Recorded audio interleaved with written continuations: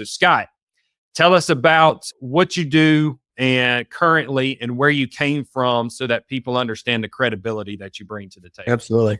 First of all, Chris, thank you very much for letting me jump on with you. I definitely appreciate it. So I own a company, as Chris said, called Fortitude HR Solutions, based here in Cleveland, Ohio. I left the corporate world back in June of 2019. Prior to that, I was a vice president of HR for a private equity group.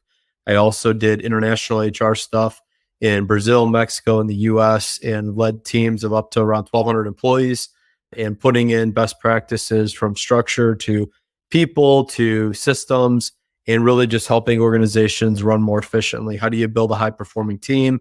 What do you want to look for when you're doing succession planning, high potentials? What does your performance management system look like? And, again, continue to retain that talent. That's the big thing that's going on in this economy that we're living in today. It's you've had the great resignation that happened last year and people were leaving left and right for, some crazy dollar amounts with people getting, bigger job offers. So it really comes down to, how do you retain your talent you currently have? And so the company that I own, Fortitude HR Solutions, we do HR consulting with clients all through the US. We also do recruiting services, and my main job is I just want to help people, so HR is the way I provide for my family, but I just love people and I love helping people. So that's a little bit about me. I've been in HR now for about 16 and a half years and, grown from the weeds. I got thrown into an HR position. Chris had a family-owned business with about 300 employees.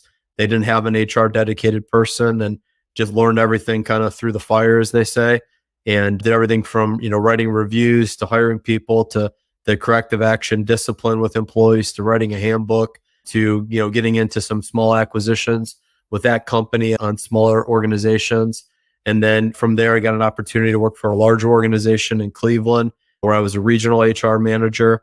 Was there for about 15 months. Quite frankly, got bored very quickly because I went in and I'm a fixer by nature. So I wanted to find out what the issues and problems were. When you have an HR office that has a buzzer and you have to be buzzed into the office, that's really a bad environment. So got rid of all that stuff, made sure that the HR department, we were more focused on the employees and walking the shop floor. And I got 2 big ears that stick out for a reason. So making sure, doing a lot of listening and just finding out, what's important to the employees and then figuring out how the employer or the company can meet their needs. And then I got recruited out of a company, Chris, out of Germany, and became a director of HR for a location here in Cleveland, Ohio. And after about 2 years of fixing that organization with my team, I've always had a great team of people. That's, I think, key in anything in business. And with that, then I got an opportunity to work in Mexico. I also got an opportunity to work in Brazil and became the director of HR for the Americas team and did a lot of merger and acquisition stuff with one of the parent companies that we had involved and got to go look at organizations, whether they're, what the due diligence process looked like, but also the valuation of the company, very similar to like real estate. And then after about 5.5 years, got an opportunity to be a VP of HR for a private equity company. So that's been like my career history. I always, wanted to challenge and learn more and grow more as a person. And so I've kind of done that through my career. And then in the last 2.5 years, almost 3 years, wow, it's crazy, time flies, just doing it for other, smaller business owners throughout the US and just helping add as much value as I can. So again, appreciate the ability to be on here today with you and whatever questions you have, I look forward to the discussion today. Man, yeah. So we have probably a fairly broad range of individuals watching, your solo entrepreneurs, your brand new startups. And then I'm sure we probably have some multi-million-dollar company owners and the management that's probably viewing as well. So I want to start off extremely basic with this first question. Give us a basic structure of what a business organization structure looks like. As far as personnel goes, like with an org structure? Yeah, just like if someone said, Scott, in words, tell me how, so that I could visualize what a business structure would look like. So what I'm thinking is, how do we flow through that business in a personnel situation? So an organizational chart, I guess, is what I'm asking for. So again, it depends on the size of the company. And as you're a smaller company or you're a solopreneur, at the top, you always have the president and the CEO. And underneath that, you're going to have your next level of management or leadership. It might be a CFO, a chief financial officer, it might be a chief operating officer. And then you may have like a chief HR, human resource officer, or they could be vice presidents. And then underneath that, there's usually another level of management, like your mid-level managers. And then you have your other team members. that's in a very large organization. In smaller organizations, Chris, in my opinion, especially as a solopreneur, you're going to have your name in every one of those boxes, whether it's, HR, whether it's sales and marketing, whether it's accounting, whether it's, acquisitions, which is part of sales and real estate.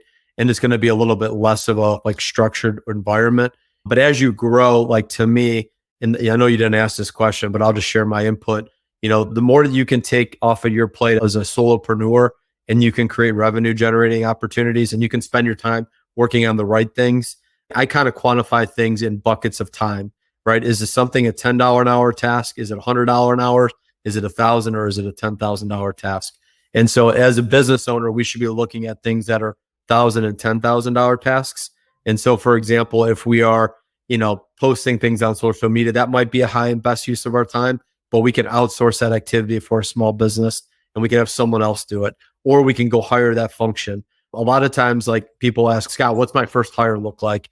It should probably be an assistant, or it should be somebody to help you generate revenue, whether that's a marketing person or a salesperson, because revenue is going to solve all your problems, right? If you're bringing more money in, you can then hire more people, and then that will free up your time. I think there's this big misconception, I think, in a lot of entrepreneurs that I work with, Chris, and just in general, that once you hire somebody, you can hire them, you can leave them alone and never talk to them. That is totally not the case, right? Whether you have a high-performing A player, rock star, whatever you want to call them, or you have an above average employee, you still got to make sure you're spending time and communicating with them. And so I know with your company, like we talked about, I love the format where you have a daily huddle meeting, you have a weekly team meeting, but then you spend time at least once a month with each employee. Again, I don't care what level they're at. I don't care if they're a rock star, if they're not a high performing person, but you ask them, okay, what went well in the past month? What do you need help from me on? What resources and tools are you missing? How are you performing against your goals and objectives that we sent out for you? And then just listening to what they have to say.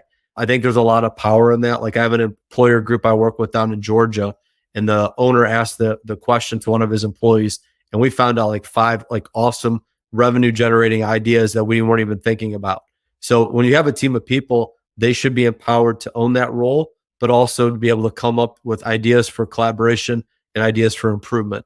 You heard this saying, if you're not growing, you're dying. And so again, it's that 1% model where every day we're trying to get 1% better each day. And that's way off topic, Chris. So I'm sorry, I'm an HR person. So I think go into a lot of details, but I think again, your basic structure in an organization, you have somebody that's leading the charge as the president, the CEO, and then you're going to have a role for accounting or finance. You're going to have a role for sales and marketing. And then depending upon how large you are, you might have a role for operations, and you may have a role for, the HR thing. Although the HR bucket can sometimes fall under the operations person, or it can fall under the accounting. It really depends on, how the company's structured. There's a lot of different ways to do it. I think the big thing in any organization, you have to have clear objectives. You have to have clear roles and responsibilities, because if you don't have that, to me, that's just chaos, right? Everybody's trying to do everybody else's job.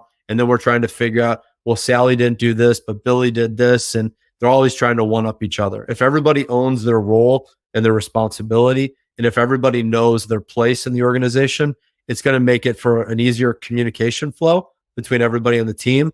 But then also, as you build your org structure and you have the hierarchy, hopefully you're going to have roles where if somebody gets hired in, for example, as an assistant, if they're really good at, dealing with people and they know how to close people and sell, they might move into an acquisitions or a sales role. If somebody's really good at, a lot of times in an assistant role, you may have somebody doing bookkeeping and they may be paying bills or doing collections or whatever. They may move into a bookkeeper or an accounting type role. So there's opportunities for growth. When you hire your first employee, hopefully you're not going to pigeonhole them into one place.